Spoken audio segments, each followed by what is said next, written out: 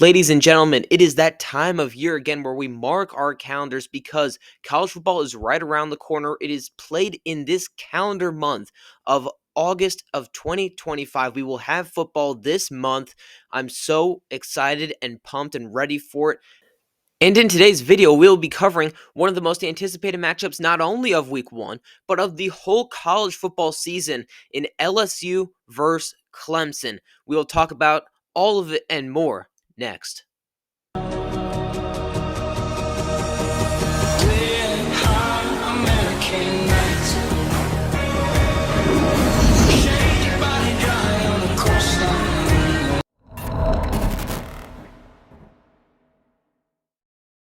Both LSU and Clemson are two of college football's most historic teams, as Clemson has won 3 national titles and LSU has won 4. They have played each other 3 times in the modern era, the first of which was in 1996. LSU won that game 10-7 in the Peach Bowl, and in 2012 they renewed this rivalry here, if you can even call it that. Clemson won that game by 1 point in the Peach Bowl, and the most recent one was in the College Football Playoff National Championship. LSU won in 2019, one of the most historic teams of all time. That team with Joe Burrow, Jamar Chase, Leonard Fournette, all those teams. Now they rekindle what they have had here. All their games that they have played beforehand, I say all of them, all 3 of them, have been of monumental importance, big games. And this one is going to be a really big game as well here.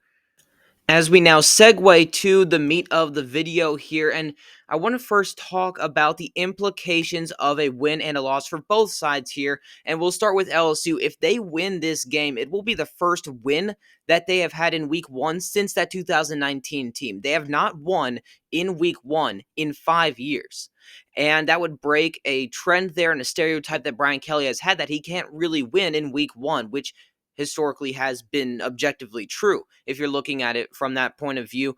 But it would be their first win in week 1 since 2019, and I think it would cement them as an elite status team for this upcoming year. There are a lot of different opinions on LSU. I tend to be more conservative with my opinion. People have them ranked as high as 3rd. People have them winning the SEC. People have them outside of their top 10. I've seen that as well. People are completely out on LSU. Some people are completely in on LSU. LSU is a team that is a safe wild card, I would say. I mean, they're a wild card in the sense that they could end up anywhere, but really their floor is way higher than any other wild card team there is, so that's why we don't really call them a wild card. Sorry for going down that rabbit hole, but I think it would cement LSU as an elite status team because Clemson is really good. Clemson is going to be contending for that ACC title game, and if LSU can knock them off in week 1, the rest of the schedule looks a lot easier. Now, if LSU does lose, it has increased its pressure on Brian Kelly.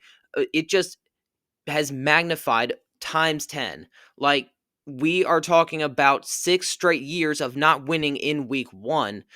And I think, as someone who has publicly said that I think Brian Kelly is on the hot seat this year, it increases his pressure to win in conference, very much so, in my opinion. And again, if they lose, I think you got to rethink their expectations. Again, this depends on how bad they lose. If they lose by 10 or plus points, you really got to rethink the expectations. But if they keep it close, that's a different story. But let's say they lose by 10 points, for example. They lose, 24-14. I do think that you gotta rethink your expectations. I don't think this team is going to really, if this happens, again, hypothetically, if it happens, the SEC loves hypotheticals. If they do end up losing this game by about 10 points, you got to rethink the season. Are they really going to go out and go 7-1 in conference play, or even 6-2? Or even have a winning record in conference play? You got to think about all this stuff if they do end up losing. But again, this is after they lose. If they lose, again, hypothetical situations here that we're talking about. And then we'll switch over to Clemson here. If they win, they are cemented as a title contender for sure. LSU is not going to lay down and, just let them beat them in this game. LSU is going to give them everything that they got in this game. And LSU is one of the top, I would say, 4 or 5 teams in the SEC. You could stretch, say, maybe top 6, but that's beside the point. They're one of the top ranked teams in the SEC. And if Clemson knocks them out, that's just a vote of confidence to that if they do go ahead and win the ACC and get into that college football playoff, they can compete with the SEC and they can beat them straight up as well. So this really cements them as a title contender. And the second implication is that it would be the first marquee win for Dabo Swinney that he has needed for a long time. Really, he went 0-3 versus the SEC last year, lost to South Carolina, Texas in the college football playoff, and Georgia in that neutral site game in week 1. So he hasn't beat the SEC in a while.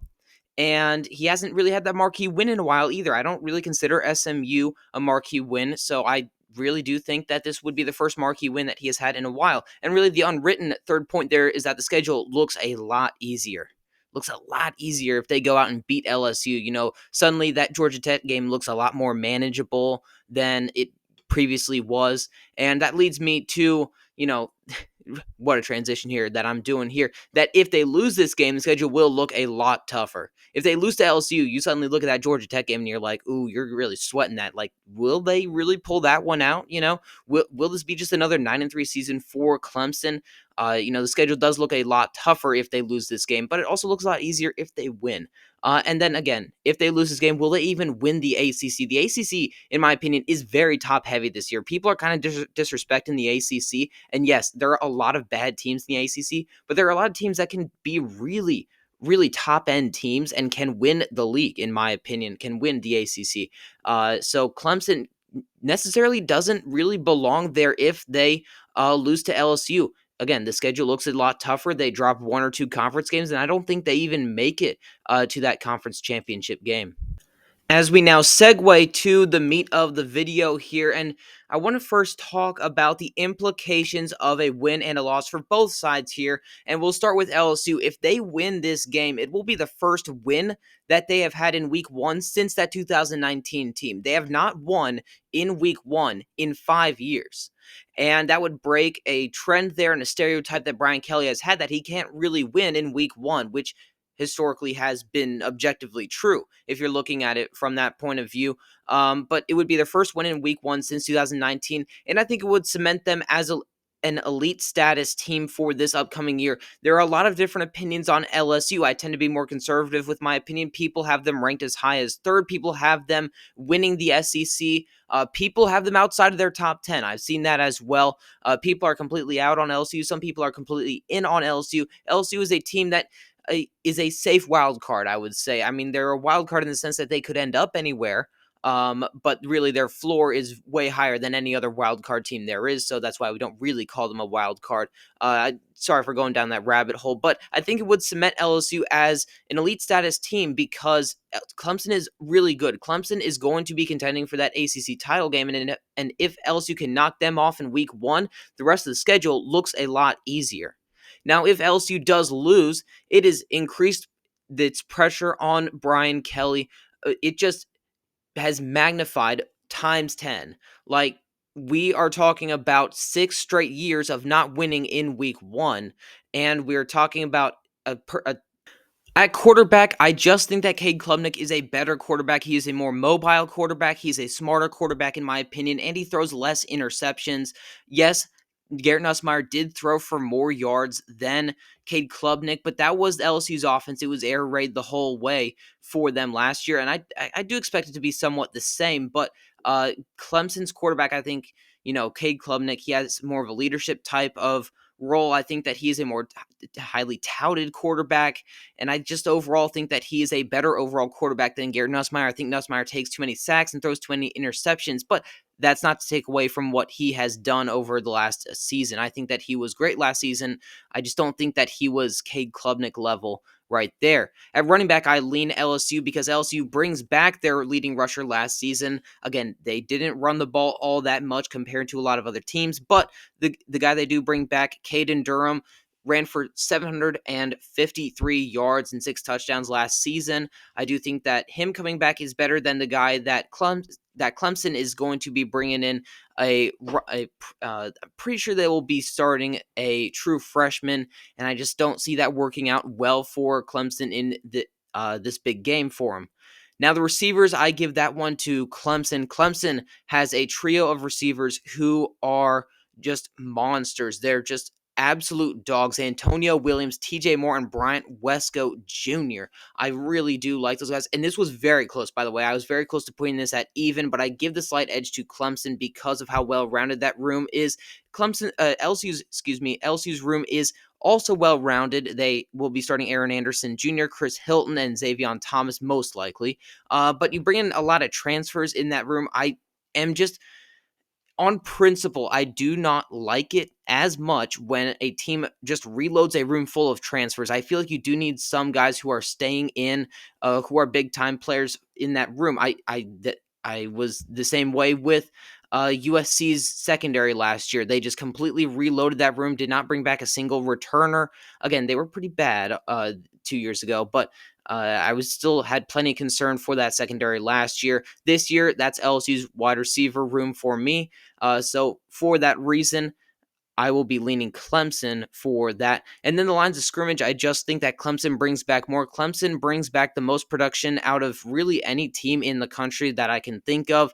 LSU, a bit of a turnover on the offensive line. They lose 4 starters, one of the best tackles to ever come out of LSU in Will Campbell. So I do think that their offensive line takes a step back while Clemson's offensive line takes a step forward. Now, the defensive line is star-studded on both sides, really. LSU through transfers, Clemson through development. I do lean Clemson because, again, I do like development of players over players who are transferring in.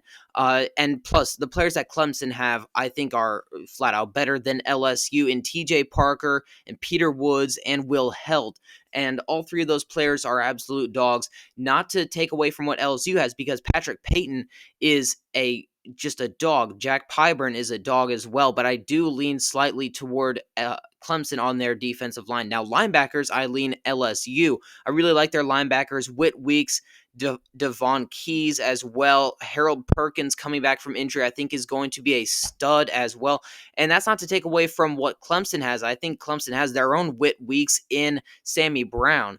But I do think that LSU's got more depth there and more star power. Now at corner, what Clemson brings in and returns, I think I really do like Avion Terrell. That would be the brother of AJ Terrell, who is now in the NFL, star corner at Clemson before. So Avion Terrell is, I think, going to be one of the better corners in the country. Ashton Hampton, I really like him as well, and Sheldon Lewis out of the slot corner position, I really do like as well. And again, what set LSU back last year was the secondary. I don't know if they did enough. So for that reason, I got to go with Clemson for the corners. But at safety, I really like what LSU brought in through the portal. That would be an AJ Halsey and Tamarcus Cooley. I really do like what they brought in there. And while I do like Clemson's safeties, I think that LSU brought in more talent there as well. And for the special teams, I do lean LSU. They bring back their kicker, Damian Ramos, who was pretty consistent last year as well. So I do like LSU there. And then coaching overall, I do have to lean Clemson, as I think coaching is one of the weaknesses on this LSU team. I do not like Brian Kelly as a head coach. I think for the amount of resources and power that LSU has over the college football landscape, Brian Kelly is steering them straight down. In my opinion, you got a couple straight seasons where they haven't made the college football playoff with plenty talented teams. If you cannot make the college football playoff with Jaden Daniels and Malik Neighbors and Brian Thomas Jr., I don't know if you ever can. That was just a fabulous team that he just wasted as well. Again, I'm being really cruel to Brian Kelly, but I do think it's necessary to point out that it's a weakness on this team. Brian Kelly is a weakness on this team. He's great at recruiting, but not great at everything else. Now we come to the prediction time here. I think that Clemson will control the line of scrimmage. Like I said, I think line of scrimmage controls ball games, in my opinion, especially when it comes to Clemson and LSU. You got to control that line of scrimmage. So I think they control the line of scrimmage. Again, I said that Clemson had the better offensive line and defensive line, so I do think they control the line of scrimmage there. And Death Valley, Clemson, not Death Valley LSU. Death Valley Clemson is one of the hardest places to play. So is Death Valley LSU. I think both places are incredibly hard to play, but the game is being played at Clemson, and that is an extremely hard place to play. One of the top 10, I would say, places to play at. Well, hardest places to play at. So I do think that home crowd will really make an impact on the game.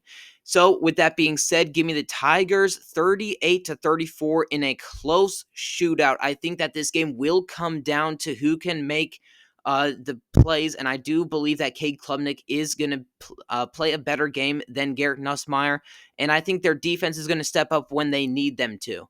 So that's it for this video. Thank you so much for watching. Let me know which marquee matchup you want to see next in this series here, and I will be seeing you guys in the next one. Don't forget to subscribe and like the video and comment down below. Again, I'll see you in the next one.